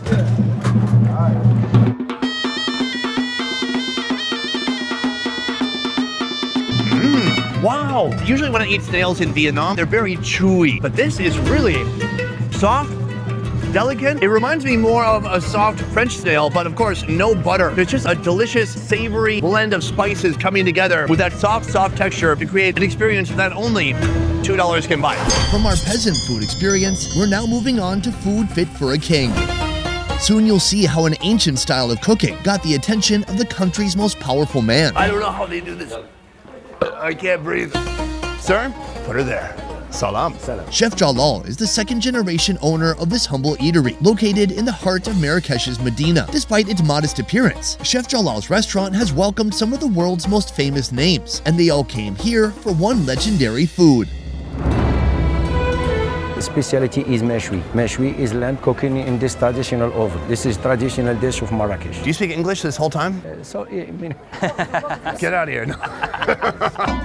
Every day, 40 whole lambs pass through this kitchen. And if you don't arrive here early, the meat will be sold out before you can even say the restaurant's name. Right now, we're surrounded by dozens of lambs. Right here, my guy is trimming up this lamb. Now, you can see they cut the legs in a certain way in the back. Right under here, this is an oven that goes down over 20 feet. So all the lambs you see on this side and all the lambs that you see over here, they're all gonna go into this one hole. This is gonna cook so slowly and for so long that the meat is gonna become soft, and they don't want it to literally fall off the bone as they're trying to retrieve it from this very deep 20-foot oven. So they have to put the rope around it now so the lamb stays secured to the stake that it's sitting on. Surprisingly, butchering and tying each lamb are the only steps before cooking. There are no seasonings, there are no marinades.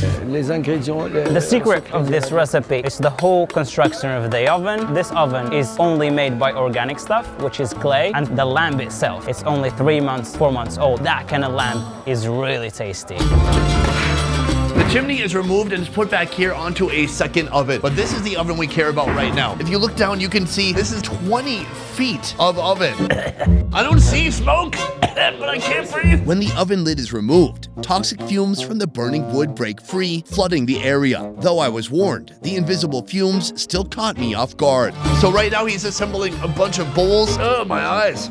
Okay, stuff is happening. He starts by putting these pots into the oven. I don't know how they do this. I can't breathe.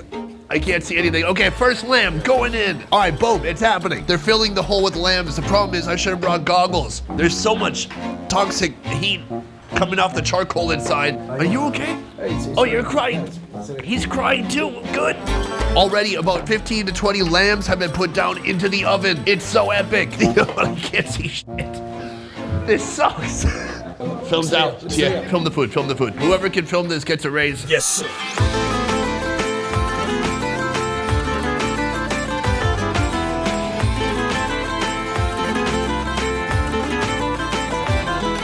Now they're putting on the lid. From here, it's time to seal the hole. They cover it with water, and next, it's clay. They're using this earth to perfectly seal in all that heat, so the lamb inside is getting nice and steamy and juicy. I'm told that the lamb is gonna be here until 12 o'clock. That's 2.5 hours. And we're gonna open this back up and see what the result truly is. What's wild is what I just experienced. The amount of toxic fumes that were coming out of that oven. It's like you couldn't see the smoke, but as soon as you put your face over this, it was hitting you right in the eye. What's remarkable is that these 3 men are still working in those conditions. They have to meticulously put each lamb in the right spot. If it was me, I would just chuck it down there. I'd come back in 3 days. It'd be a mess. Though meshwi has been around for over 100 years, it didn't become an international sensation until Jalal's father, Chef Mustafa, perfected this ancient cooking technique. I want to talk about your father, because your father used to cook for the king. Yeah. La première des choses, c'est que So the story started when this place was cooking the lamb in that giant oven, and a mouth of word got around that his father was cooking one of the best lambs in town, and a word of mouth got into the royal palace. The king heard about it and he's like, I need you in my kitchen. Really?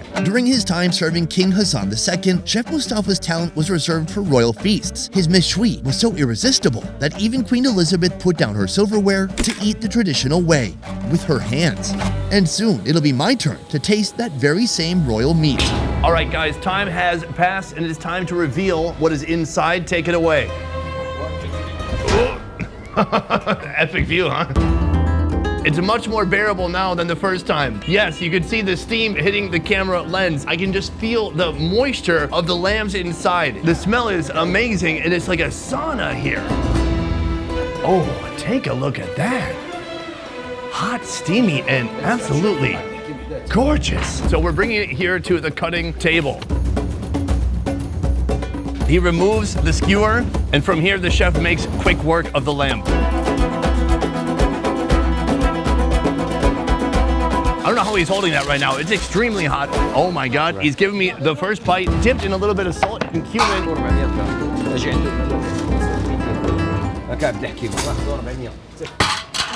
That's incredible. I would think that you would have to cook something like this for hours and hours for half a day, but it hasn't been in there more than 2 hours, and it's so soft and it's so delicate. That's unbelievable, the flavor coming off that thing. So right now he's cutting the rib cage of the first lamb, and he puts everything right here on the scale. This is an old school scale using steel weights on one side. From here you can see people gathering around, getting big old chunks of lamb with bread. That is all that's required for a good lunch here. A big rack of meat, a little bit of carbs, and you're good to go. 2 minutes has gone by and half this lamb is gone already. He's got 20 lambs down there in that oven, plus another secondary oven with 10 more lambs. Probably he'll be selling out by 3 p.m. The best part is you can come here and you can kind of look at which part you want. If they've got it available, they can sell you just that part. Chef, what's the best part? Is the shoulder or ribs? Ooh, I gotta go ribs and probably also shoulders.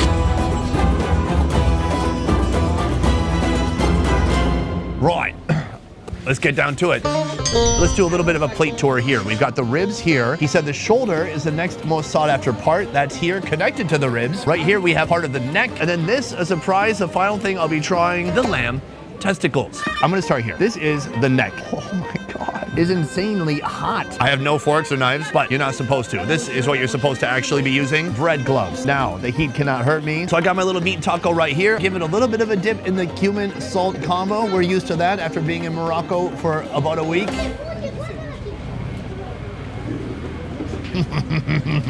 This is like lamb wagyu. Take a look at this neck. Layers of fat, then layers of meat. This is an incredible combination of fat and protein on one body part. So that's just the neck, but we have other body parts. I'm just gonna use my fingers to remove the shoulder. Oh, gee. Look at this big bad boy right here. Plenty of fat, a nice crust on the outside, crispy skin, and nice big muscle groups. Oh my God. Somebody just walked by and they said, oh my God. That's how I feel right now. Oh my Lord, tons of protein, a little bit less fatty, but a nice big meaty bite.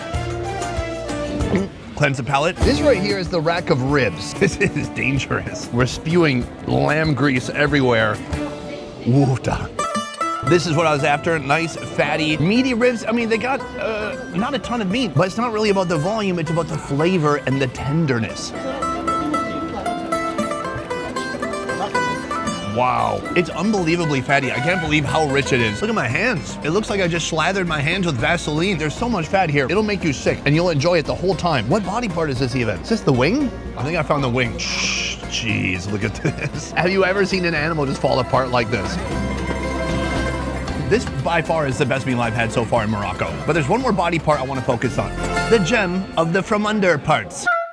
I'm looking at it. There's something wrong with this testicle. It's not in my mouth yet. Cheers.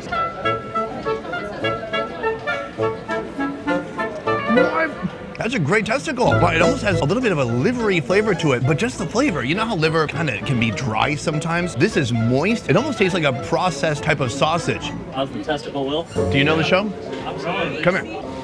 Hello? My man, how you doing? Good. Come down a little bit. I would shake your hand, but your hand's a bit greasy. I saw you seeing me eat. The testicle. The testicle. Right here, I have the other half. Maybe not the most sanitary thing, but can I feed you half a testicle? That's pretty crazy, and it's going to go online for everyone. Yeah, I mean, are you in witness protection, or? No, that's you fine. okay? Yeah. All right, then let's go for it. What do you think? I don't know what to think.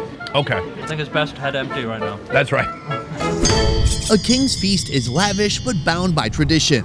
Billionaires, on the other hand, eat whatever they want. He said, don't drop this. This is our dinner. How they want, wherever they want. People go to wash. Next, Morocco's most renowned chef and master chef judge Moha is about to give me a dining experience straight out of a Disney movie.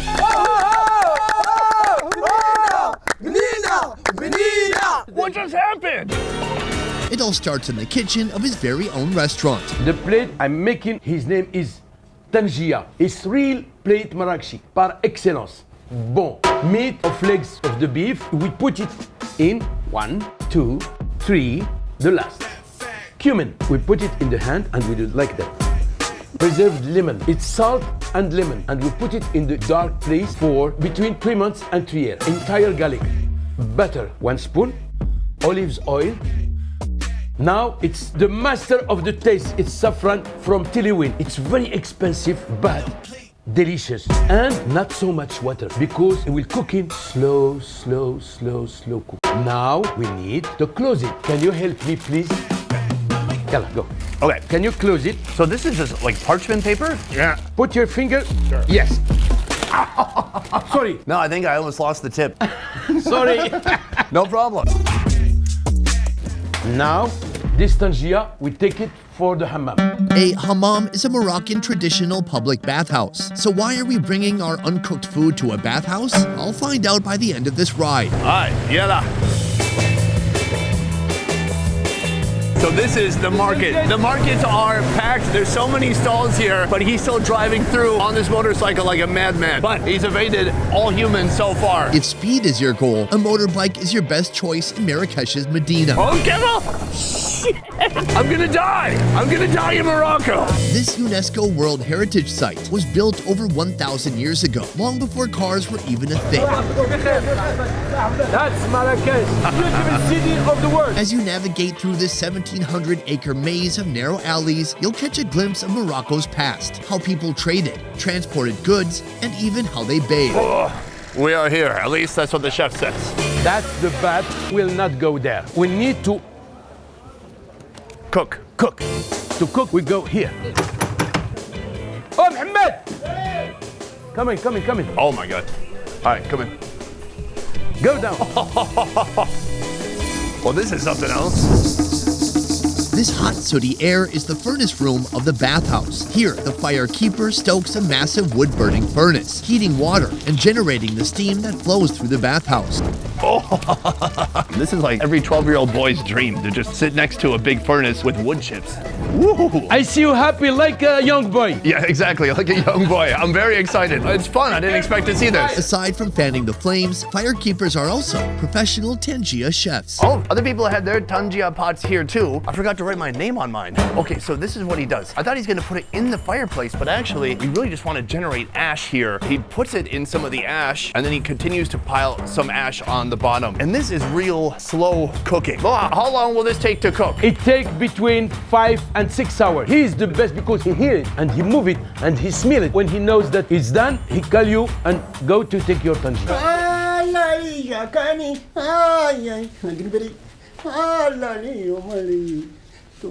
Allahu Akbar ya Yaribi. Alali Umali. Alali Umali. Tumon Jabar Marrakesh.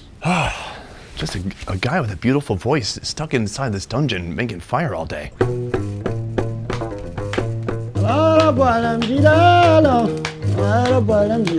The unique style of cooking tangia came from the tradition of Marrakesh men gathering for a guys-only feast on their day off. The only problem?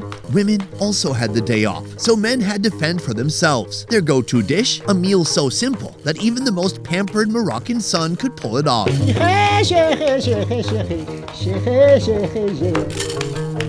I am in a fine dining restaurant all by myself.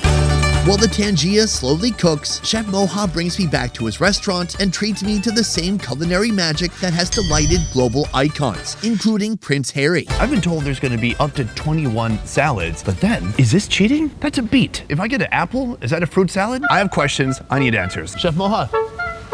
Hello, Sonny. Can I tell you? This looks amazing. Thank you. But I have questions. Does this count as a salad? It's salad beetroot with avocado. Oh, there's avocado too? And almonds? Yes. That's really good. Slightly sour pickled beet, really earthy, and then that soft avocado on the inside. One by one, he is taking off the tagine cap and revealing what's underneath. I will show you one really, really special and tell me what is it. Okay, it's pink? No. Hold on, it's pink. No. It's not pink? No. Oh, I didn't even get the color right. Try. It's a fruit? No. It's not fruit even? No. Gosh, what is it? It's a little sour, a little sweet. Everybody of the world eats this ingredient every day. Onion? Yes. Oh, wow. Yes. Pickled onion. And it changes the color when you put vinegar in the onion. Now, pastilla. It's so good. The pastilla is my favorite food in Morocco. This is a very unique dish because it combines sweet and savory elements. On the outside, it looks like a pastry. It tastes like a pastry. But then on the inside, there's chicken and cinnamon, like other savory flavors on the inside. Yes. Thank you for the tour. Thank you very much. But you have to finish all, please. Absolutely, I will. That guy is incredible. He's full of life, and when he speaks, I can feel the passion. I don't even need to understand the words. I can feel what he's saying. The food. This is truly what I would expect from a high-end experience, which is some familiar flavors with a twist. I may have mocked the beat. It's a good beat. That beat cannot be beat. Now, we're moving on to the main course. Whoosh.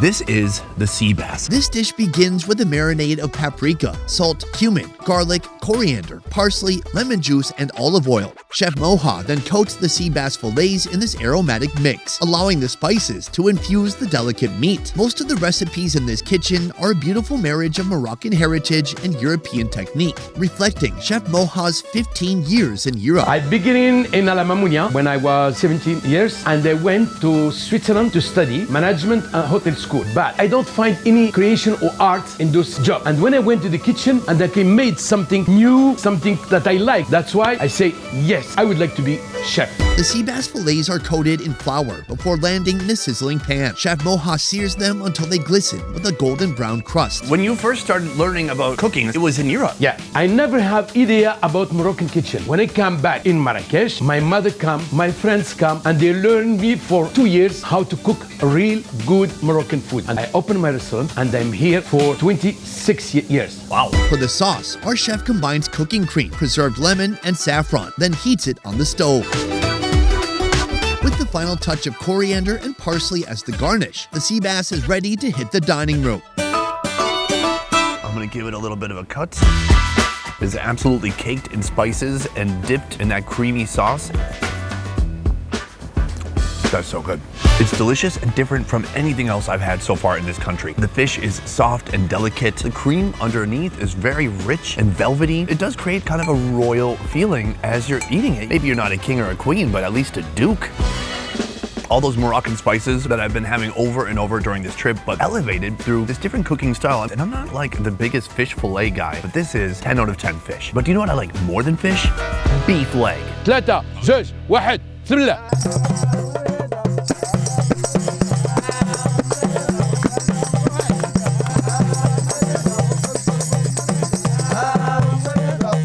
What just happened? That's the real Marrakesh. All Marrakesh's people are joyful. All the world know that. With the tangia collected from the hammam, Chef Moha surprises me with a 30-minute trip to his countryside escape. Now they will sing about tangia.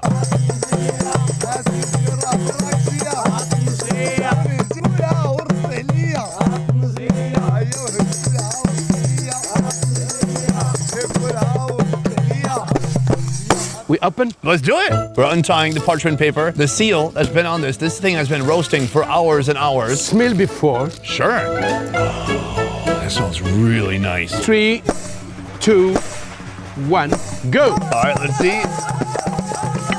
Oh, take a look at that.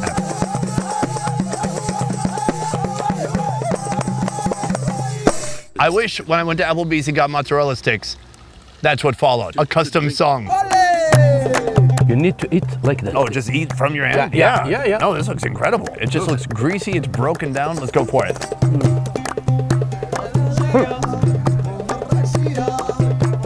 Oh yeah. That clay pot, the tangia, is magic. Something happens with that heat, just that slow and low. It breaks it down so much. It's so tender and many flavors. Garlic, cumin, saffron. Yeah, I love the saffron. Both. The fat is the best part. The fat is almost like a bone marrow. Wait, it's just so buttery, insanely flavorful. I kind of can't believe it. And I'm glad you brought me here because we could just eat in the restaurant and have a typical dining experience, but this is the experience. Coming outside, being with other people, playing the tangia song, new favorite song, by the way. #1 on the Hot 100.